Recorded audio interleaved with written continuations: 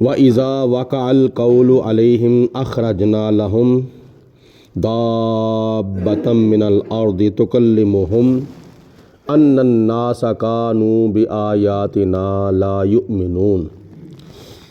یہ 20ویں سپارے کی صورت نمل کی آیت نمبر 82 ہے۔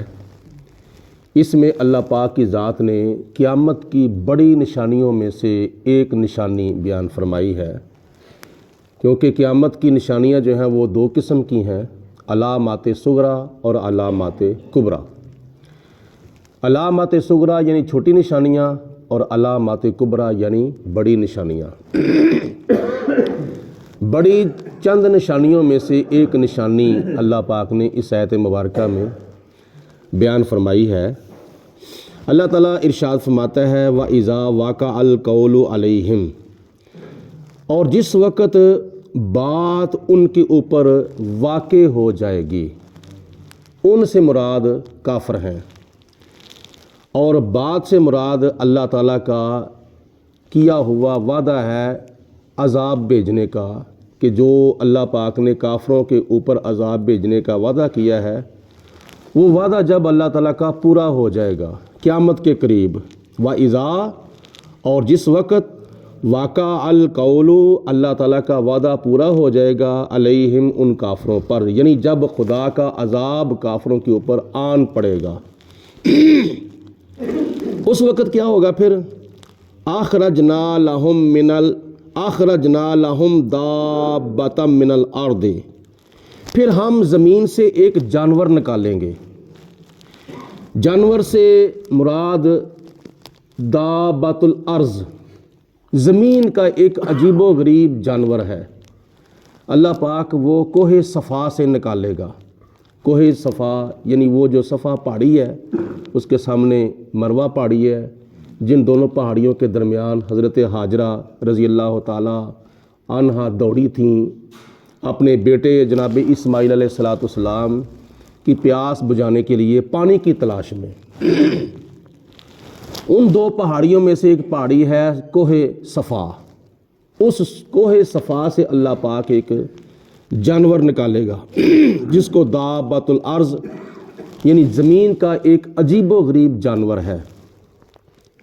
تو کلمہم، وہ لوگوں سے کلام کرے گا، وہ جانور لوگوں سے کلام کرے گا، بات کرے گا جس طرح انسان سے بات کرتا ہے۔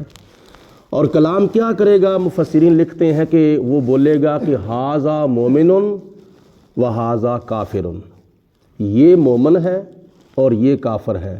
قیامت کے قریب چونکہ مومن اور کافر کی پہچان ختم ہو جائے گی، اس کی وجہ یہ ہوگی کہ وہ جو دجال ہے نا، دجال، جس کے ماتھے کے اوپر لکھا ہوگا کاف فا را، یعنی جمع کرو تو بنام بن جاتا ہے کفر، اس کے ماتھے کے اوپر لفظ کفر لکھا ہوگا کاف فا را، اور وہ بڑے بڑے کرتب دکھائے گا، بڑی بڑی کرامتیں دکھائے گا، جس کو عام لفظوں میں کہتے ہیں کہ یہ بڑا بڑا کمال دکھائے گا، یعنی ایسے کمال دکھائے گا کہ جو انسان کی عقل دیکھ کر عاجز ہو جاتی ہے۔ جس طرح نبی کا معجزہ ہوتا ہے، ولی کی کرامت ہوتی ہے، اللہ تعالیٰ کی قدرت ہوتی ہے، جو انسان کی سمجھ میں، انسان کی عقل میں نہیں آتی، تو وہ اپنے استدراج کے ذریعے، کیونکہ اللہ کی طرف سے کمال ظاہر ہو تو اس کو قدرت کہتے ہیں، نبی کی طرف سے کمال ظاہر ہو تو اس کو معجزہ کہتے ہیں، اور کسی ولی کی طرف سے کمال ظاہر ہو تو اس کو کرامت کہتے ہیں، اور کوئی کافر اپنے جادو کے ذریعے کوئی کمال ظاہر کرے تو اس کو استدراج کہتے ہیں۔ تو اس دجال کے اس کمال کو کمال تو نہیں کہا جائے گا، لیکن اس کے جو کرتب ہیں ایسے ہوں گے کہ انسان کی عقل سوچنے پر مجبور ہو جائے گی۔ تو اس وقت کئی جو ہے وہ اس کے جال میں آ جائیں گے اس کے کرتب دیکھ کر، اور کئی جو ہیں وہ اپنے ایمان کو محفوظ کریں گے۔ تو وہ جانور جو ہے زمین کا دابۃ الارض، وہ بولے گا ھذا مومن و ھذا کافر، یہ مومن ہے اور یہ کافر ہے۔ مفسرین لکھتے ہیں کہ اس کے پاس حضرت موسیٰ علیہ السلام کا عصا ہوگا، اور اس کے پاس حضرت سلیمان علیہ السلام کی انگوٹھی ہوگی، اور وہ جناب موسیٰ علیہ السلام کے آسے کے ذریعے وہ مومن مسلمان کے ماتھے کے اوپر ایک خط کھینچے گا، ایک لکیر کھینچے گا، اور اس کا مطلب یہ ہوگا کہ یہ مومن ہے، یہ مسلمان ہے، اس کا ایمان محفوظ ہے۔ اور جو دجال کے جال میں آ جائیں گے تو یہ جانور جو ہے وہ جناب سلیمان علیہ السلام کی انگوٹھی کے ساتھ اس کے چہرے کے اوپر، اس کے ماتھے کے اوپر مہر لگا دے گا کہ یہ کافر ہے، اس کا ایمان محفوظ نہیں رہا، اس نے اپنے ایمان کو ضائع کر لیا ہے۔ تو اللہ پاک ارشاد فرماتا ہے وہ جانور جب زمین سے نکلے گا تو تکلمہم، تو وہ لوگوں سے کلام کرے گا، بات کرے گا، قوت گویائی اللہ تعالیٰ اس کو عطا فرمائے گا۔ ان الناس، کیوں ظاہر کرے گا اللہ پاک؟ وہ جانور زمین سے ظاہر کیوں کرے گا؟ اس کی وجہ اللہ پاک نے آگے بیان فرمائی ہے، ان الناس، کہ بے شک لوگ کانو تھے بے آیاتنا، ہماری ایتوں پر لا یؤمنون، ایمان نہ لاتے، یعنی لوگ ہماری ایتوں پر ایمان لانا چھوڑ دیں گے، اللہ پاک کی قدرت کو ماننا چھوڑ دیں گے، تو خدا تعالیٰ اپنی زمین سے جانور نکالے گا، اس لیے کہ وہ لوگوں سے کلام کرے گا تاکہ لوگ اس کا کلام سن کر ہی اپنا ایمان بچا لیں، اپنے ایمان کو محفوظ کر لیں۔ تو اللہ پاک کی ذات نے اس آیت مبارکہ میں قیامت کی بڑی نشانیوں میں سے ایک نشانی بیان فرمائی ہے، وہ کیا؟ دابۃ الارض، زمین سے اللہ پاک قیامت کے قریب نکالے گا۔ اللہ پاک کی ذات ہمیں اپنا ایمان محفوظ رکھنے کی توفیق عطا فرمائے، اور جس طرح ہم اپنی جان کی حفاظت کرتے ہیں اسی طرح اللہ پاک ہمیں اپنے ایمان کی حفاظت کرنے کی توفیق دے، کیونکہ جان سے زیادہ قیمتی بندے کا ایمان ہے۔ جان بھی قیمتی ہے لیکن جان سے زیادہ بندے کا ایمان جو ہے وہ قیمتی ہے، تو جان کی کتنی حفاظت کرتا ہے، اس سے کئی گنا بڑھ کر بندے کو اپنے ایمان کی حفاظت کرنی چاہیے، اپنا ایمان جو ہے وہ ضائع نہیں کرنا چاہیے، اور وقت آ جائے تو استقامت اختیار کرتے ہوئے خدا کی جان تو دی جا سکتی ہے لیکن مصطفیٰ کا دیا ہوا ایمان نہیں دیا جا سکتا۔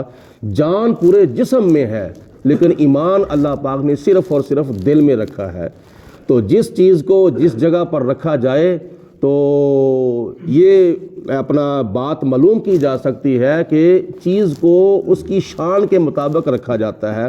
اللہ پاک نے ایمان کو آنکھوں میں نہیں رکھا، کانوں میں نہیں رکھا، زبان میں نہیں رکھا، ہاتھوں میں نہیں رکھا، کسی اور حصے میں نہیں رکھا، اللہ پاک نے ایمان کو بندے کے دل میں رکھا ہے۔ دل چونکہ پورے جسم کا مرکز ہوتا ہے اور سب سے افضل جو ہے وہ مقام بندے کے جسم کے اندر وہ بندے کا دل ہے، تو دل اگر چلتا رہے تو انسان چلتا رہتا ہے، اگر دل بند ہو جائے تو انسان بند ہو جاتا ہے۔ تو اس لیے اللہ پاک کی ذات ہم سب کو اپنے ایمان کے اوپر استقامت اختیار کرنے کی توفیق عطا فرمائے۔ وآخر الدعوانا ان الحمد للہ رب العالمین۔ صلاۃ والسلام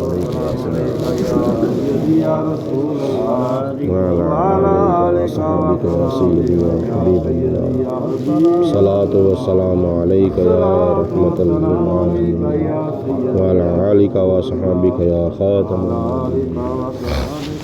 اللہم صلی علی سیدنا و مولانا محمد معدن الجود والکرم وآلہ وصحبہ وبارک وسلم۔ اللہم ربنا انزل علینا مائدۃ من السماء تکون لنا عیدا لأولنا وآخرنا وآیۃ منک وارزقنا وانت خیر الرازقین۔ اللہم نور قلوبنا بالقرآن وزین اخلاقنا بالقرآن وادخلنا الجنۃ بالقرآن ونجنا من النار بالقرآن۔ اللہم ربنا تقبل منا انک انت السمیع العلیم وارنا مناسکنا وتب علینا انک انت التواب الرحیم۔